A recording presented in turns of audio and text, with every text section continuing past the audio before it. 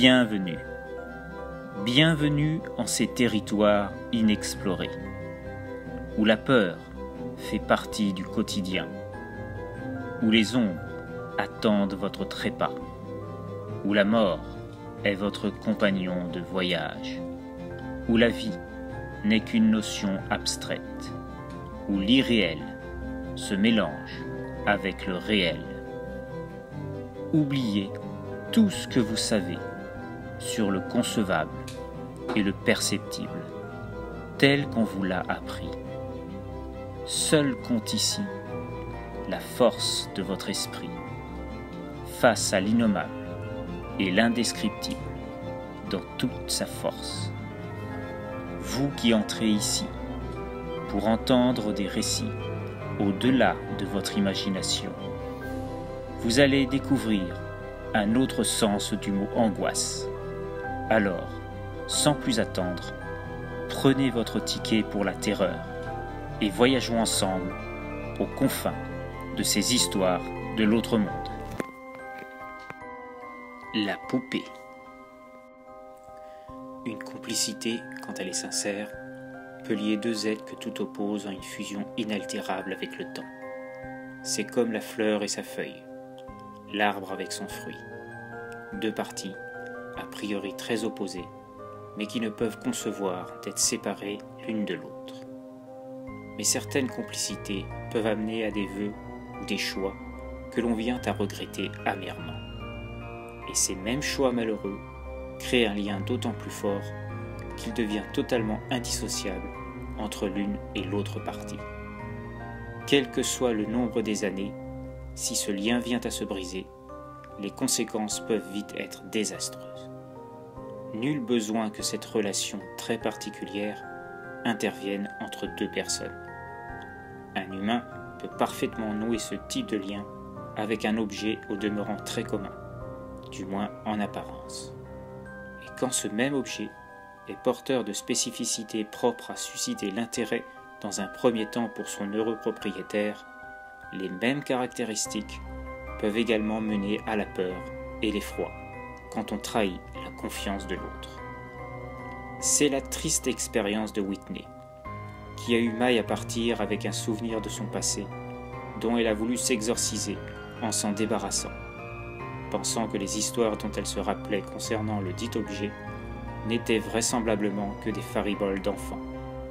Au même titre que d'autres s'inventent un ami imaginaire, pour pallier à l'absence de parents trop pris par leur travail. Mais ce n'est pas un ami imaginaire qui a changé la vie de Whitney, alors qu'elle n'était qu'une jeune enfant. Loin de là. C'est un objet bien réel, qui s'est avéré être une véritable amie, une confidente, comme nulle autre avant elle, mais aux instincts bien plus dangereux qu'elle ne l'aurait supposé de prime abord. Tout a commencé alors que la jeune Whitney allait bientôt fêter ses 15 ans au sein de la maison familiale. Une fête bien morne à la vérité, car Whitney, de par sa nature assez taciturne, avait peu d'amis, et seules 3 d'entre elles avaient répondu à l'appel. Ce qui, pour Whitney, était déjà énorme. Car ce qui comptait le plus pour elle, c'était la vraie amitié, profonde et sincère. Pas celle que l'on donne par intérêt, ou pour se faire bien voir par d'autres. Non, ces 3 amies étaient des vrais de vrais, sans doute parce qu'elles partageaient les mêmes angoisses, et plus ou moins les mêmes ennemis, ou quelque chose d'assimilé. En l'occurrence, toutes les filles qui tournaient autour du beau Tony, un playboy incontestable, malgré ses presque 17 ans. D'ailleurs, le vrai problème venait de là. Ces 2 ans d'écart qui faisaient que Tony les ignorait totalement, comme si aucune d'entre elles n'existait. Mais malgré ce comportement de bellâtre en herbe, cela n'empêchait le groupe d'amis d'inclure ce dernier dans la plupart de leurs conversations. Mais aujourd'hui, ce qui était sur toutes les lèvres, ce n'était pas leur petit souci amoureux, mais plutôt la nature du cadeau du grand-père de Whitney. Ce dernier lui avait annoncé par téléphone qu'il lui amenait un cadeau exceptionnel, à la hauteur des qualités de sa petite fille adorée. Des mots qui avaient fait monter en la jeune fille une curiosité grandissante, de même que ses amis, à qui elle avait confié cette nouvelle. Il faut dire que le grand-père de Whitney n'était pas n'importe qui. C'était un peu la star de la famille, en plus d'être le membre familial qui ressemblait le plus à un vrai père pour elle. Le père de Whitney était mort dans un accident de voiture alors qu'elle était encore très jeune, et sa mère dut alors travailler double pour parvenir à survivre et subvenir aux besoins de leur petite famille brisée par ce malheur. Et le grand-père fit office de remplaçant pour s'occuper de sa petite fille et permettre à sa fille de travailler. Pour cela, il avait fait le sacrifice de sa vie tumultueuse d'aventurier, afin de s'occuper au mieux d'elle. Il en avait été ainsi jusqu'à il y a environ 3 mois. Une date importante, car c'est là que Philippe, le grand-père de Whitney, avait reçu une proposition qu'il n'aurait jamais cru avoir. Passionné de culture amérindienne, et particulièrement du Pérou, où il avait eu l'occasion de nombreuses expéditions, on lui avait proposé de participer à une aventure un peu particulière, puisqu'il s'agissait d'explorer un temple inconnu, près du temple de la Lune, à Huayna Picchu, grâce à une inscription découverte sur une pièce inexplorée du Huaca de la Luna. La perspective de repartir au Pérou, et plus encore pour découvrir un temple inconnu jusqu'alors, avait fait briller les yeux de Philippe si fort qu'il eut du mal à cacher sa joie. Mais il y avait un obstacle de taille. Il ne pouvait laisser sa fille en plan et trahir sa promesse de s'occuper de sa petite fille pendant son travail. Mais celle-ci, qui avait surpris la conversation, l'avait devancé. En voyant les lumières dans les yeux de son père, et au vu du nombre d'années qu'il avait déjà sacrifié à sa passion pour elle, sa fille lui annonça qu'elle allait poser quelques congés, pour lui permettre de partir au Pérou. Au départ un peu réticent, ce dernier dut faire face au visage réprobateur de sa fille, qui insistait pour lui faire ce plaisir bien mérité, au regard de ce qu'il avait fait pour elle depuis tant d'années. Alors, il est parti. 3 longues semaines au plus profond de la jungle péruvienne, à la recherche d'un nouveau pan de la civilisation propre au Machu Picchu. 3 semaines qui permirent à Whitney et sa maman de renouer avec une relation qu'elle n'avait plus connue depuis bien des années. Philippe ne pouvant donner de ses nouvelles pendant tout ce temps, Marie, la mère de Whitney, était régulièrement dans l'angoisse, se demandant sans cesse si elle avait bien fait de le laisser partir pour une telle expédition à son âge. Mais c'était mal connaître le fougueux aventurier qui n'avait rien perdu de sa splendeur d'antan, à une époque où il faisait souvent les unes des journaux, du fait de ses découvertes en Amérique centrale et du Sud. Et la veille de son anniversaire, il avait téléphoné pour annoncer le succès de son expédition et qu'il avait hâte de leur raconter tout ça à son retour le lendemain, pile à l'heure pour l'anniversaire de sa petite fille préférée, comme il aimait en faire la plaisanterie, sachant pertinemment qu'il n'en avait qu'une et que c'était la raison pour laquelle il la chérissait tant. C'est là qu'il avait annoncé qu'il ramenait cette fameuse surprise pour Whitney. Un cadeau particulier qu'il avait trouvé lors de ses recherches au sein du temple inconnu, dédié à un dieu non moins inconnu dans la mythologie péruvienne. Il avait dû batailler pour obtenir le droit de ramener cet objet face aux autorités réticentes. Finalement, il avait eu gain de cause, du fait de ses antécédents et du respect que ce dernier avait toujours témoigné lors de ses précédentes expéditions dans le pays. Le moment approchait où son grand-père et son fameux cadeau allaient franchir le pas de la porte. Et Whitney ne tenait plus en place, fixant la pendule au-dessus de la porte tous les quarts d'heure, impatiente à la fois de revoir enfin son grand-père et de découvrir le fameux cadeau. Puis vint le moment attendu. À peine Philippe avait dépassé l'encablure de la porte que Whitney se jeta dans ses bras, manquant de le renverser, sous l'œil amusé de sa mère. Après s'être rendu dans le salon et installé sur le canapé pour un repos bien mérité, Philippe se retrouva à subir bientôt un nouvel assaut de sa petite fille, qui attendait fébrilement son cadeau, sous le regard curieux de ses amis, rester en retrait, pour ne pas gêner leur retrouvaille. Malgré une petite remontrance de la part de sa mère pour cette demande inadaptée, alors que son grand-père venait à peine de rentrer d'un long et fatigant voyage, Philippe fit un geste de la main, comme pour dire que Whitney avait raison. Après tout, cela faisait déjà près de 24 heures qu'elle attendait ce présent. Elle méritait bien d'être récompensée de son attente. L'aventurier plongea les mains dans son sac à dos, qu'il avait auparavant déposé à ses pieds, et en sortit un poncho coloré, à l'intérieur duquel se trouvait le fameux cadeau. Un cadeau à la hauteur de la tente, tellement Whitney semblait émerveillée. Il s'agissait d'une poupée. Mais une poupée comme celle-là, Whitney n'en avait jamais vu auparavant. Vêtue d'une sorte de long châle de couleur jaune, recouvrant la moitié de son corps, allant de son épaule droite jusqu'à son pied gauche, ne laissant qu'une partie de son ventre et de sa jambe droite à découvert, la poupée possédait des sortes de bracelets, sertis de gemmes colorées aux 2 mains, 2 à chaque poignet.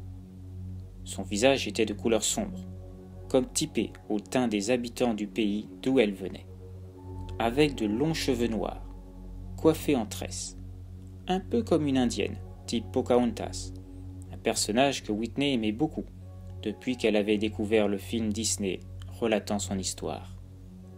Elle possédait aussi un collier en perles noires, ou du moins, cela ressemblait à des perles.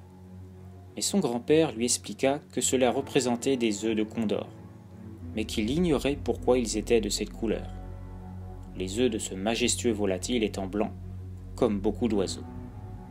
Philippe expliqua qu'il avait été étonné de trouver une poupée comme celle-ci dans un temple, mais le plus étonnant, c'était la texture de la représentation de la peau et du visage qui était polie, ce qui était plutôt inhabituel. Les autres poupées qu'il avait eu l'occasion de voir fabriquées dans le pays étaient plutôt légèrement craquelées, du fait de leur nature en terre, voire en tissu, pour la plupart d'entre elles. Celle-ci semblait avoir été destinée à une fonction particulière et il avait interrogé certains indigènes vivant à proximité du Machu Picchu pour savoir s'ils connaissaient son origine. C'est d'ailleurs à cause de cette particularité de texture que les autorités ont accepté de lui laisser la poupée, car elle ne correspondait pas aux standards de la culture péruvienne, telle que les instances culturelles du pays la connaissaient. Les indigènes en savaient un peu plus sur elle que les représentants culturels du pays. Philippe expliqua que cette poupée était une poupée magique, investie des pouvoirs du dieu Pachacamac, l'une des divinités de la création au Pérou. Toute personne voulant bénéficier de sa protection devait signifier sa dévotion en versant quelques gouttes de son sang sur la chevelure de la poupée. À partir de là, son propriétaire voit tous ses vœux exaucés, dans la limite qu'ils puissent être réalisables pour un humain. Cependant, les indigènes l'avaient prévenu qu'une fois le lien accompli, il ne pouvait plus être défait jusqu'à la mort, et que si l'on trahissait ce lien en tentant de se débarrasser de la poupée, celle-ci se vengerait de l'affront subi. Voyant sa fille un peu effrayée par cette histoire, Philippe la rassura, en lui disant que ce n'était, après tout, qu'une simple légende, et qu'il ne fallait pas lui prêter foi. Il n'avait fait que raconter ce que les indigènes lui avaient dit. Whitney, après avoir déposé un énorme baiser à son grand-père en le remerciant pour ce très beau cadeau, se hâta d'aller faire voir sa poupée à ses amis, qui s'extasièrent à leur tour de sa beauté particulière. Tout le reste de la journée se passa autour de la poupée, à la grande joie de son grand-père, tout heureux de lui avoir fait autant plaisir. Puis, le soir venu, et après que ses amis soient repartis chez elle, raccompagnée par Philippe, Whitney demanda à aller dans sa chambre, car elle était fatiguée et n'avait pas très faim, à force de s'être gavée de gâteaux le reste de la journée. N'y voyant pas d'inconvénient, Marie accepta, en lui adressant un grand sourire. Whitney se dépêcha de monter jusque dans sa chambre, et ferma précautionneusement la porte derrière elle. Là, elle montra la poupée qu'elle décida d'appeler Pachacamac en référence au dieu dont lui avait parlé son grand-père, à ses autres poupées. Puis, après s'être mise en pyjama, et prête à se coucher, elle se rappela l'histoire racontée par son grand-père et décida de voir si cette légende était réelle, car elle voyait plusieurs vœux qu'elle aimerait bien demander à la poupée de réaliser, même si elle ne croyait que moyennement à cela. Mais cette légende la fascinait. Alors, elle prit une aiguille, lui servant à accrocher l'un de ses posters au mur, et se piqua le doigt, non sans retenir un petit cri de douleur, et laissa couler quelques gouttes sur la chevelure de la poupée. Mais rien de particulier ne semblait se passer. Un peu déçue, Whitney haussa les épaules, en se disant que ça n'était pas si grave si elle n'exauçait pas les vœux, après tout. Elle la trouvait très belle, la plus belle de toutes ses poupées, et elle l'adorait déjà. Elle prit Pachacamac avec elle et se coucha, après avoir éteint la lumière. Plus tard, dans la nuit, pensant à nouveau à la légende de la poupée, elle se mit en position assise sur son lit, mit la poupée devant elle et fit le vœu que Tony tombe amoureux d'elle. Riant de ce vœu un peu saugrenu, car elle savait qu'il n'avait aucune chance de se réaliser, elle se rendormit aussitôt après d'un profond sommeil, satisfaite néanmoins de l'avoir fait. Le lendemain, après avoir mangé son petit déjeuner, Whitney prit le chemin pour aller à l'école. Une fois sur place, elle retrouva ses amis, mais ne leur dit pas ce qu'elle avait fait sur la poupée, de peur de passer pour une idiote à leurs yeux. Tout en bavardant entre elles, elles ne s'aperçurent pas que Tony, le garçon qui mettait en extase la plupart des filles de l'école, se dirigeait vers le petit groupe. Arrivé à leur hauteur, Tony, à la surprise de tous, demanda à Whitney si elle voulait bien devenir sa petite amie, qu'il n'avait jamais osé lui dire jusqu'à présent, de peur de passer pour un imbécile, mais qu'il l'avait toujours aimée depuis longtemps. Alors que ses trois amis étaient quelque peu sous le choc, comme une grande partie des filles présentes dans la cour et qui avaient assisté à la scène, Whitney restait sans voix, en pensant à son vœu, mais ne sachant que dire, sans trahir son acte de la nuit précédente.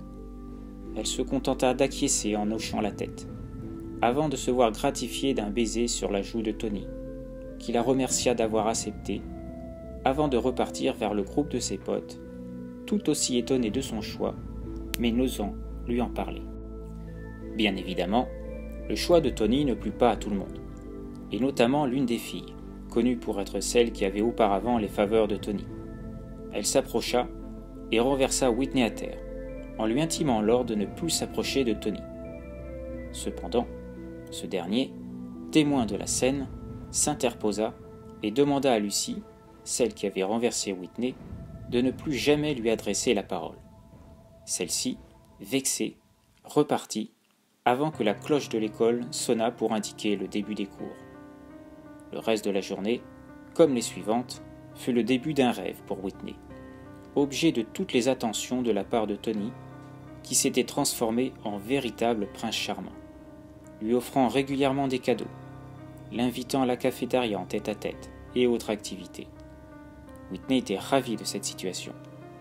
Et par la suite, elle fit d'autres vœux à Pachacamac. Certains innocents, comme demander une bonne note à une interrogation, d'autres plus méchantes, comme faire tomber dans la boue Lucy, qui se moquait d'elle régulièrement, ou lui faire pousser des boutons sur le visage, devenant la risée de toute l'école.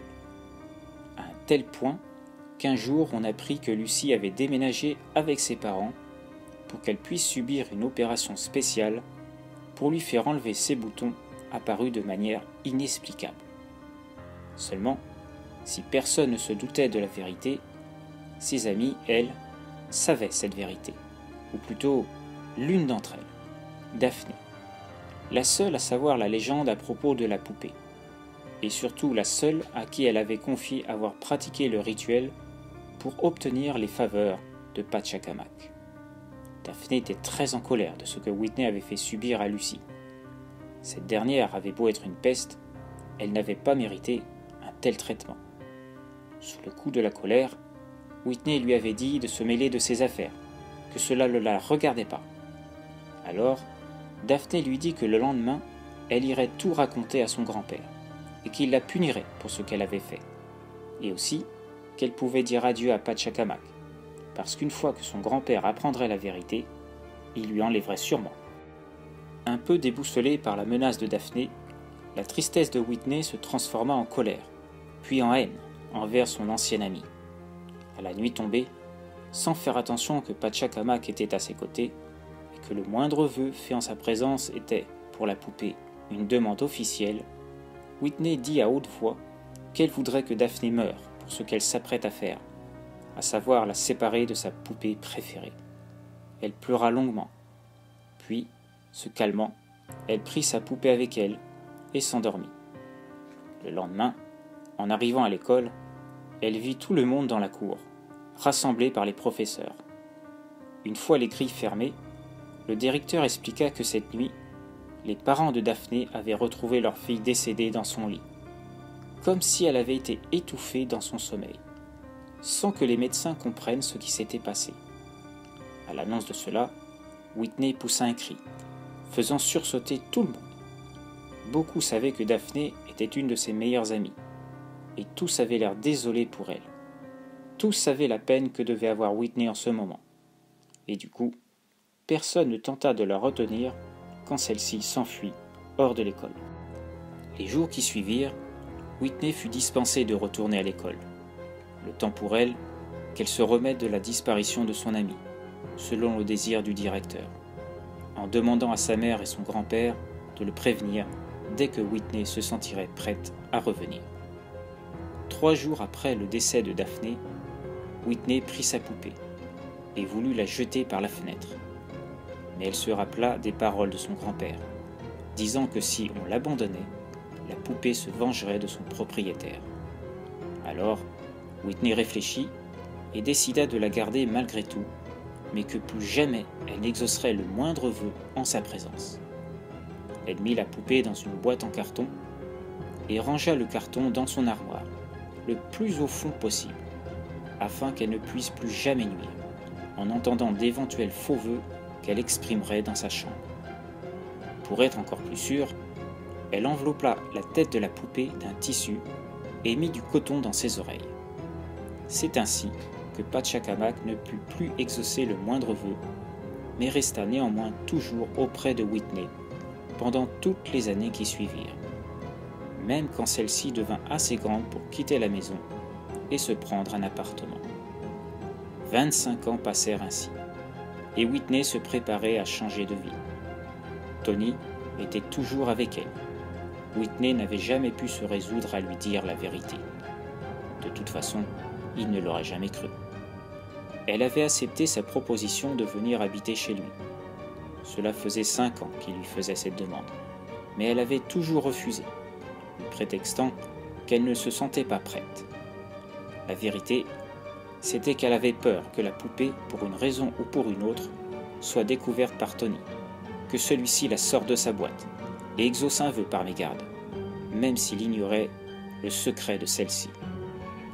Mais, les années passant, Whitney se dit qu'elle avait été ridicule tout ce temps passé de croire ces histoires. Plus elle y pensait, plus elle se disait que les vœux n'étaient vraisemblablement que des coïncidences. D'ailleurs, quelques jours après le décès de Daphné, les médecins avaient découvert une malformation cardiaque à cette dernière, expliquant sa mort brutale. Tony avait vraisemblablement dit la vérité quand il avait dit qu'il n'osait pas avouer son amour de peur de passer pour un idiot. Et les autres vœux avaient sûrement tous une explication logique. Il était temps pour Whitney de tourner la page et de se débarrasser de son passé, du souvenir de Daphné et Lucie, et de tout le reste. Elle prit le carton de Pachacamac et se rendit à sa voiture, où elle déposa le carton sur la banquette arrière. Une dernière précaution. Elle devait se rendre chez Tony ce soir. Elle jetterait la poupée dans le conteneur à poubelle, à côté de chez lui. Et ça en serait fini de ses angoisses stupides à propos de cette poupée qui n'était qu'un simple jouet. Et un jouet ne peut pas faire de mal, c'était évident. Et elle se maudissait d'avoir gâché toutes ces années à croire le contraire. Aujourd'hui, elle vivrait déjà avec Tony. Mais ce soir, le mal serait réparé. Une dernière soirée en tête-à-tête chez lui, et dès demain, ils discuteraient ensemble du jour du déménagement. Après la soirée, elle rentrerait chez elle, car elle était très fatiguée, et elle avait besoin de dormir seule, juste ce soir, histoire de remettre tout ça en place dans sa tête. Tony comprendrait. Elle en était sûre. Une fois chez Tony, comme elle avait prévu de le faire, elle se dirigea vers le conteneur à ordures, ouvrit le couvercle et, sans hésitation, lança le carton à l'intérieur. Après ça, elle alla cogner à la porte de chez Tony, qui serait bientôt chez elle aussi. Plus tard, dans la nuit, Whitney quitta Tony, non sans lui avoir adressé un dernier baiser, et en lui disant à demain, pour préparer sa migration, qu'ils avaient décidé de faire dans la foulée, sans attendre. Elle avait déjà bien trop attendu pour ça. À peine arrivée dans son appartement, Whitney se rendit dans sa chambre. Trop fatiguée pour prendre le temps d'une douche, elle s'affala sur le lit. Quelques minutes passèrent ainsi dans le silence le plus total. Et puis, une sonnerie retentit. Pourquoi le téléphone sonnait à une heure aussi tardive? Est-ce qu'elle aurait oublié quelque chose chez Tony? C'était bien possible, vu son niveau de fatigue. En même temps, elle devait revoir Tony dès demain. C'était idiot qu'il appelle pour ça. Et d'ailleurs, ce n'était pas dans ses habitudes. Curieuse de savoir qui était le mystérieux interlocuteur, Whitney décrocha le combiné. À l'autre bout du fil, une voix faible, comme enfantine, lui dit « Je suis sortie de la poubelle. Pourquoi m'as-tu abandonné ?» D'un seul coup, la fatigue de Whitney s'était évanouie. Ce n'était pas possible. Ce ne pouvait pas être Pachacamac. Une poupée ne pouvait pas parler, et encore moins se déplacer. C'était sûrement une mauvaise blague. Pourtant, personne ne l'avait vu jeter le carton contenant la poupée. Et personne ne connaissait, en dehors de sa mère et son regretté grand-père, l'existence de celle-ci. Non, décidément, Whitney se disait que ce devait être le coup de la fatigue. Sûrement les paroles du film vu chez Tony qui étaient restées dans sa tête. Il n'y a pas eu de coup de fil. C'était dans son imagination. Malgré tout, Whitney décida de prendre quand même une douche. Ça lui permettrait d'avoir les idées plus claires avant de se coucher. Une fois sa douche prise, Whitney s'assit sur le rebord du lit et se sécha les cheveux, quand tout à coup, le téléphone sonna à nouveau. Cette fois, je suis bien réveillée. Qui ça peut bien être? Sans appréhension, Whitney décrocha. À nouveau, la même voix enfantine demanda. « Je suis près de l'épicerie. Je serai bientôt là.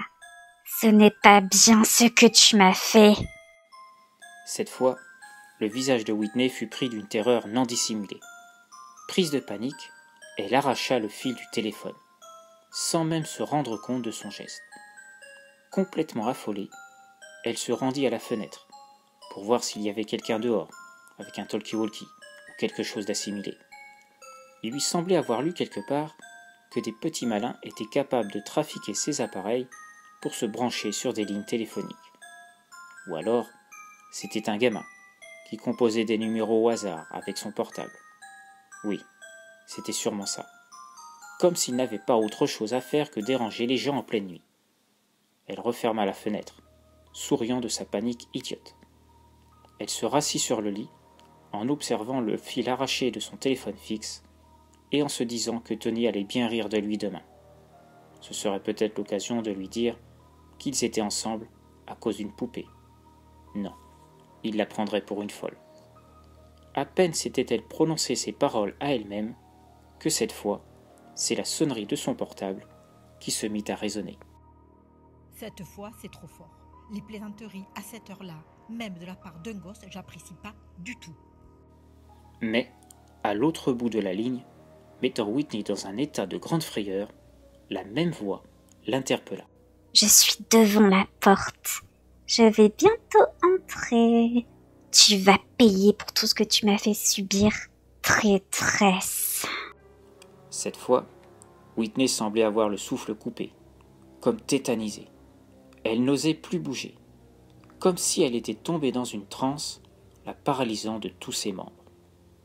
Comme mue par un instinct inconnu, elle fouilla dans son sac et attrapa une boîte d'anxiolytiques, l'ouvrit et avala plusieurs cachets, comme si le cauchemar allait s'effacer par cette action. Mais c'était inutile, et elle le savait. Alors elle laissa tomber au sol la boîte vide. Et avant qu'elle ait le temps de se remettre de l'idée même de ce qui était en train de lui arriver, elle vit la porte de sa chambre s'entrebâiller, laissant la lumière de celle-ci filtrer vers l'extérieur, et laissant entrevoir une petite silhouette qu'elle aurait reconnue entre mille, même si, à l'instant présent, elle ne pouvait y croire. D'un seul coup, elle se remémora son enfance, la déclaration de Tony, les contrôles réussis, les retards non punis par le directeur, les boutons de Lucie, et surtout, la mort de Daphné. Tout était vrai. Elle n'avait rien inventé. Et ce soir, elle allait payer l'erreur d'avoir cru que tout ceci n'était que des histoires pour amuser les enfants. À peine eut-elle le temps de déglutir qu'elle sentit sa gorge comme écrasée de l'intérieur. Puis, c'était comme si sa vie sortait de son corps, comme un filet blanc s'élevant au ciel pour fuir l'attraction terrestre. Et enfin, plus rien, juste son corps tombant sur la couette de son lit. Le lendemain, Tony, inquiet de ne pas avoir Whitney au téléphone, que ce soit le portable ou le fixe, qui sonnait étrangement occupé, se rendit à l'appartement de cette dernière, où il vit avec stupeur que la porte était ouverte. Pris d'un pressentiment, il se précipita vers sa chambre, et en l'ouvrant, il se glaça d'effroi devant le spectacle devant ses yeux. Whitney était là, allongée, juste vêtue de son peignoir, le visage blême, comme pris d'une terreur extrême, et à ses côtés, la plus belle des poupées qu'il ait jamais vues, noircie par la salissure, les yeux grands ouverts, comme si elle le fixait, le désignant peut-être comme son nouvel ami, à qui elle pourrait exaucer ses vœux à son tour.